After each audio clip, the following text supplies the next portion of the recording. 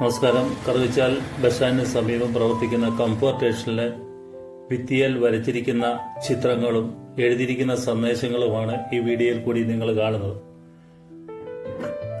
ശുചിത്വ കേരളം, സുന്ദര കേരളം എന്ന ആശയം ഉൾക്കൊണ്ടുകൊണ്ട് ഈ ഭിത്തിയിൽ പല ചിത്രങ്ങൾ വരച്ചിട്ടുണ്ട്. അതോടൊപ്പം തന്നെ പല സന്ദേശങ്ങളും എഴുതിയിട്ടുണ്ട്.